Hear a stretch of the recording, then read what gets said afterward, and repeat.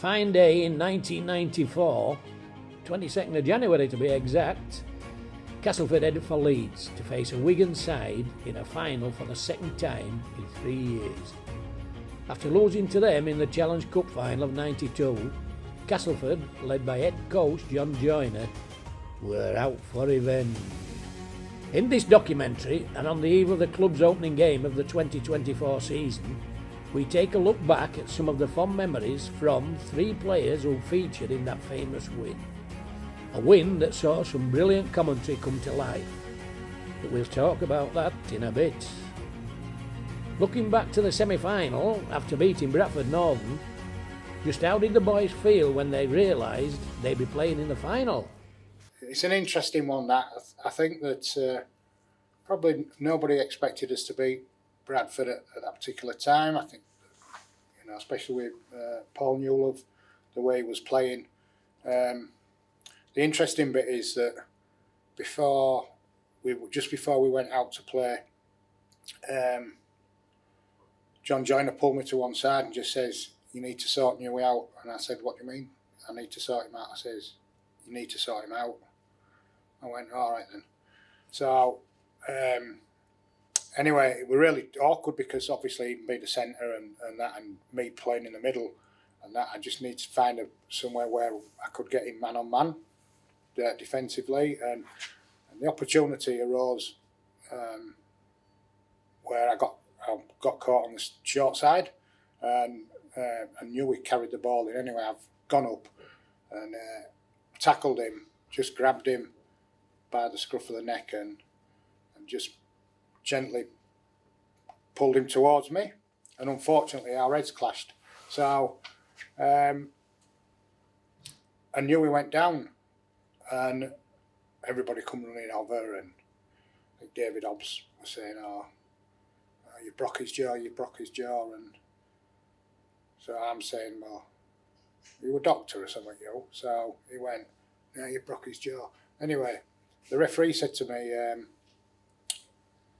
"Listen, Lee, if he gets up, you stay on, and if he don't get up, you're off." So anyway, I knew he got up. Fair play to him, he got back up, and he had a quiet game. I ended up getting man at match. Got an earful from the Bradford chairman when I went into the boardroom to get the award for the man at match and that. But yeah, that was a very strange game, but one that I think really set us up for the final. Yeah, I think we beat Bradford. I can't remember if it was midweek or a Sunday or whatever, but the old Odsall again. Not the best place to go, but we went there full of confidence. I think we'd been playing well in the lead up to that. Throughout maybe last 5 or 6 games, we'd been hitting the straps, so we were going there plenty of confidence. They had some big set of forwards and some good backs. Paul Newell were, one of the big standout players, so we knew we'd got a lot on us plate, but we went there. We turned up again that day with some outstanding players as well, and came away with, did the job in the semis, which was all of a sudden then it's shown that you're in a major final for the first time for a while. So it was a great afternoon. The weeks leading up to the game tipped Wigan as odds-on favourites and Cass going into it as the underdogs. But Cass upset the apple cart and triumphed over them. Preparation throughout that week I remember very well, because everybody seemed quite relaxed, and leading into the game I personally felt a little bit concerned that we maybe were a bit too relaxed. We certainly respected Wigan. We didn't fear them. Obviously during that period, that generation, they were by far from 1 to 24 within their squad the best team that was maybe playing rugby league in the world. But heading into the game and thinking back, there was a little bit an air of confidence about us. I can't really put my finger on why it was like that, but we'd beaten them in the league during that campaign.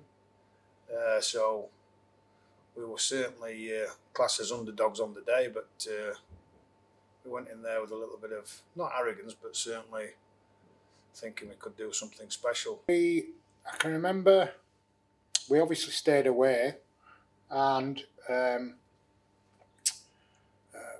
the build-up was really, I think the week of the build-up was really good, and everybody was really positive, and I think you could sense something was going to happen. Probably not the way that it did happen, but for me, you know, I think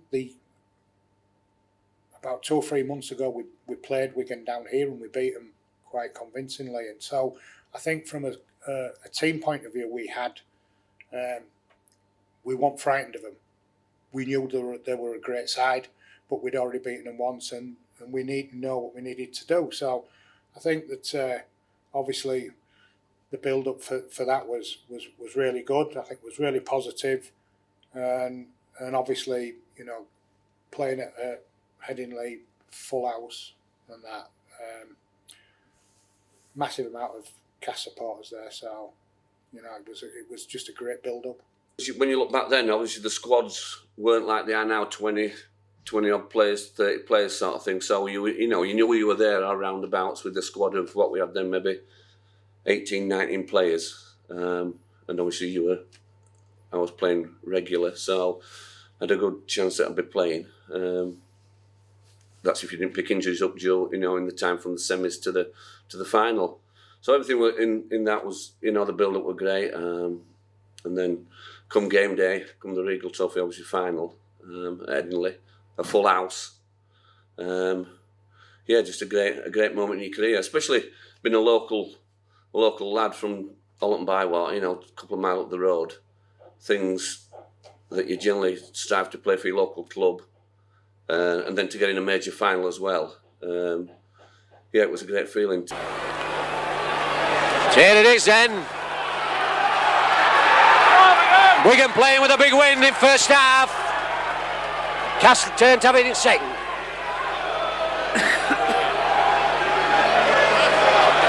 Now Lydon's going to kick off, kick deep.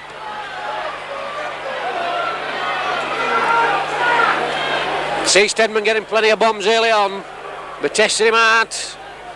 Soapy's got his confidence. He's back to his superb best.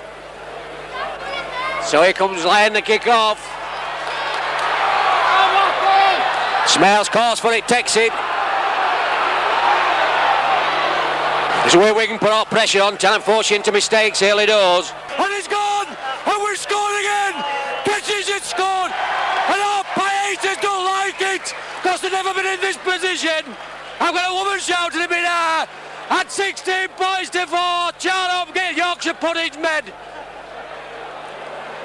Goal kick to come. The goal kicking, you know, I approach the goal kicking scenarios.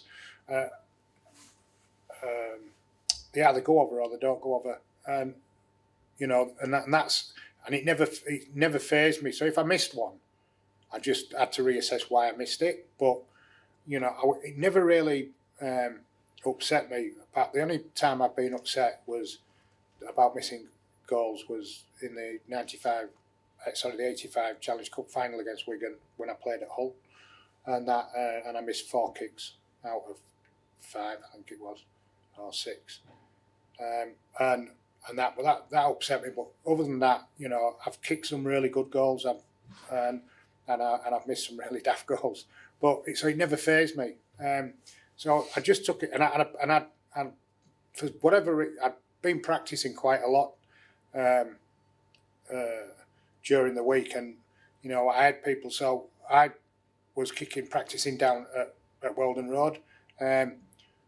People like Grant Anderson, you know, I'd go out and practice my kicking, and he'd come out with me, and I'm saying, "What are you doing?" He said, "I'm going to kick your balls back for you because I know that it's an important thing that you do." So, which is a great thing for me for other players to, you know, appreciate what can happen if you get it right. So yeah, so the goal kicking bit was when you're on form, you just strike them and they're going over and that. St. Jim Doors looking for a runner. Long ball. Smiles, kick over to Chase. We'll get there first. Anderson has. Magnificent try. What a magnificent try. Gas is in again. What a magnificent try. Brilliant football from Gas. Magnificent. All set up from Ford and Blackmore here. Puts St. Alice away.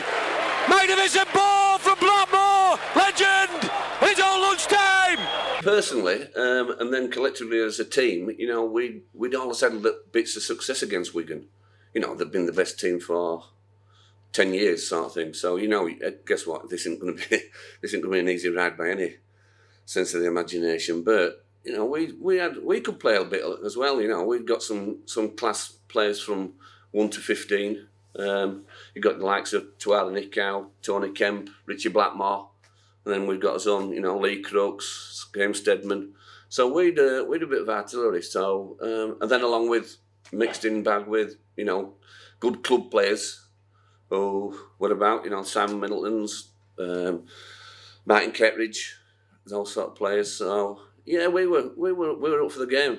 I think what John Joyner brought within the squad was clarity, and took a fair bit of pressure off us, really. We were classed as underdogs, as you mentioned. We were fully aware of that. And with that tag, that takes away a little bit of pressure anyway. There weren't too many people outside of this club that maybe gave us a chance. But to win the game in the manner in which we did, to this day, I think people are still surprised by it. But on the day, everybody played to full potential. It wasn't that Wigan didn't play particularly well. We played very well. And everybody from one right through to the bench, everybody contributed to it. It was one of my most memorable times down here. In terms of a team performance, it was real quality. The final try of the game, and now it's my moment. Let's just have a watch and listen. In the final and on in a game. Andy! Oh, what about that? Send him off! Send the dirty gate off! Get him off the field! That was diabolical! Get him off the field! That's just typical what it is! Get him walking! They don't like it! Walk him, Campbell, if you've got it in bottle! If you've got it in bottle, Campbell, he should walk! That was absolute diabolical! It's going to be a yellow card! I can't speak! You bottleless get, Campbell! You dickhead! You bottleless get! I can't speak! I should be sent off! That's diabolical! Middleton in field. Come on, Cass, rub it in! Sampson. Shrugs one up. Shrugs another, still going. Nicow wants it out short side. Oh, Steinbeck, oh! That's his head! What a magnificent try! Shove it up yours! He's the best prop in the world! Never mind anybody else! Magnificent move from Cass! Run across Ford, Russell Ford back inside to Steinbeck! He's set off like a three-quarter! He's got on the H's! That's it! What a magnificent performance! What a magnificent performance! We all can't speak!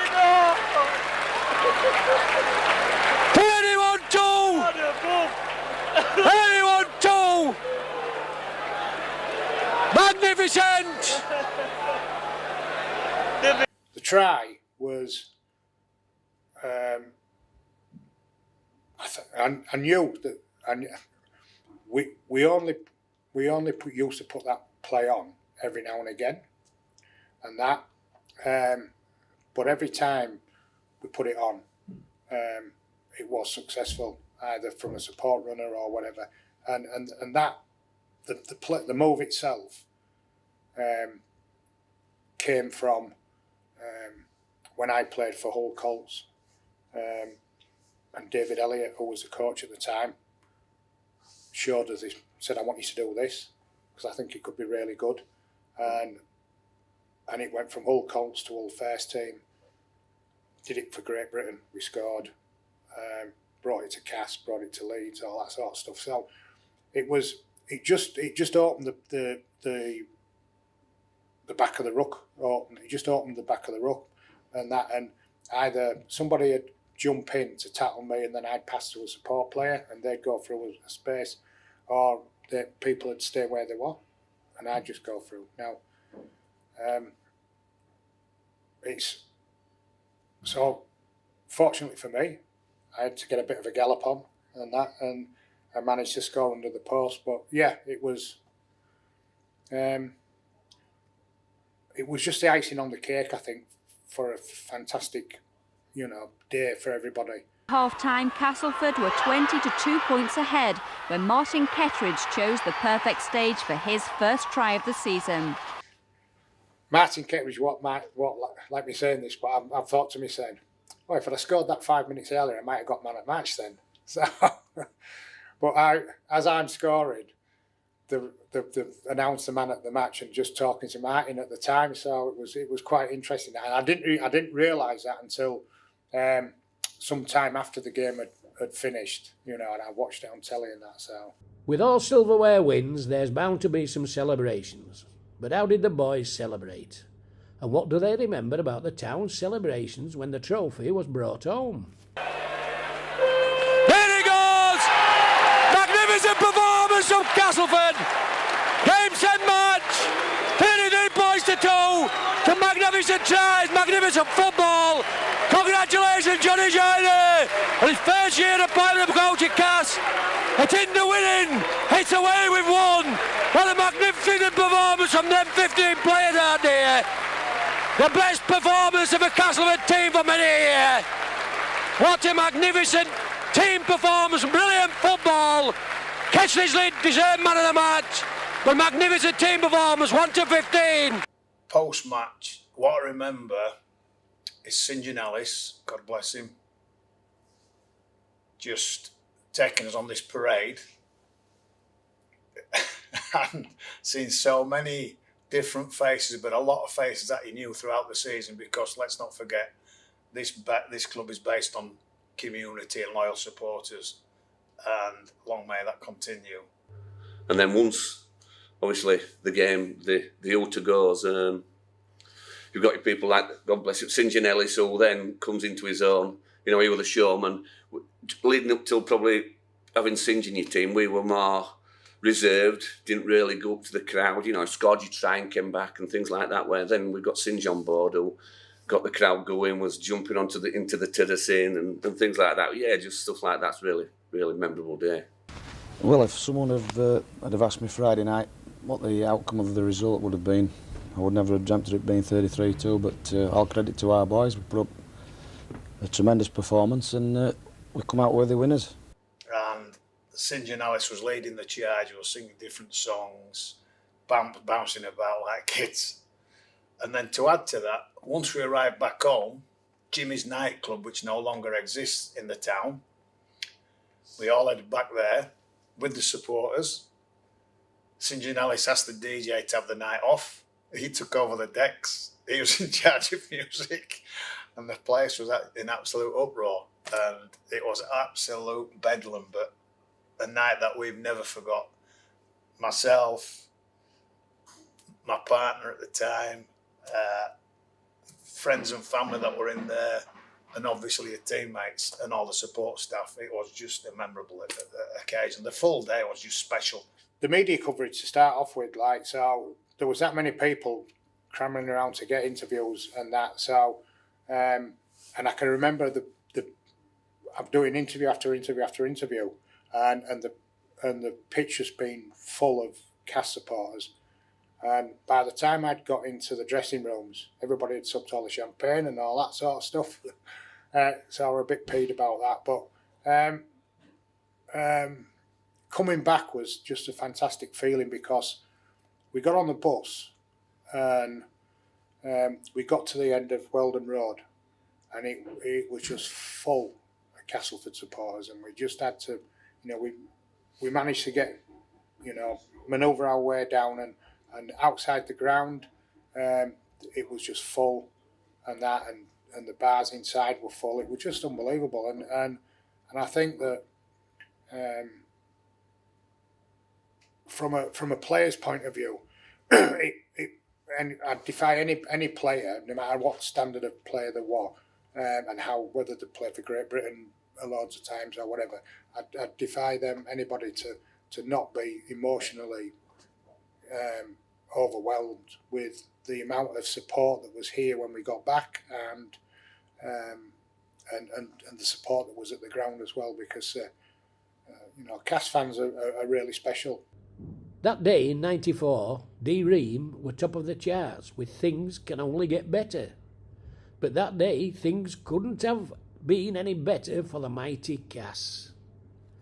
The world reacted, and the TV headlines had the team's triumph that day plastered all over it. Hello, Castleford Rugby League. The club has been fielding congratulations all day. Oh, thank you very much. It was brilliant, wasn't it? Oh, yeah, fantastic. Faxes from throughout the world of rugby league reflecting widespread delight that Wigan had been put in their place. The mayor was there to see it. I'm really proud of all the boys, and I don't know when it did, but we're arranging a civic reception for them. No one expected Castleford to thrash Wigan. For coach John Jonah, it was a personal triumph. We'll hear from him in a moment. But today, the folk of Castleford have been walking with a real spring in their step. We found a few characters as well. That performance on Saturday is the finest performance of any Castleford team that's ever played down the lane. Great. I'm not a rugby fan, but I right enjoyed it. I enjoyed it. But I lost 10 bob. What do you mean you lost 10 bob? Because I thought the Friars were going to go up and go for the try. I didn't want him to do, but I thought he'd have gone over for me to try. This is a good runner. All right, brilliant. Lee Crooks certainly was brilliant on Saturday and gave his own tribute to the fans. There's a lot of unemployment around here, especially with the pits closing, etc. But you could feel the lift that it give everybody in the town, and I think that it is a close-knit community. It is a big family, and when we were walking around the field after the end of the game, we could see so many people that we actually knew. It just made it feel more and more like a big family. I can't believe that Nick I can carry that thing, because I can't even hold it in one hand, let alone anything else. I mean, what does it mean to Castleford people to get that trophy, John? Oh, it means a great deal. It's the first major trophy of the season. We've been written off a little bit this year that we're inconsistent. I think we've proved a few people wrong, and it means a great deal, yeah. Now, the start was so important. Let's have a look back at that first 10 minutes or so, which probably actually won you the game. The first try, good one, wasn't it? Very good, yeah. Good work by Tawara here. Good ball to Richie, who drew in the support and unloaded for T to score the try. Now, the second try was well created, I thought, by Smales. Lovely kick, wasn't it? Yeah, Mike Ford took the wrong option at first, then got a good ball to win Smales. Good kick and great hands by Grant Anderson. It's a big family at Castleford. You know more than anybody about that, of course, because you've been involved in it for a long, long time. It does mean so much to the town, doesn't it? Yeah, as Lee says, there's a lot of unemployment in the town, and any benefit we can give them through the Rugby League club, they're welcome to it, yeah. Okay. It was a tremendous day for all involved in the club, the town and the people of Castleford. I have very fond memories of that day and those that followed. The famous victory over Wigan will live in the memory of many people, and the spirit of that still shines through.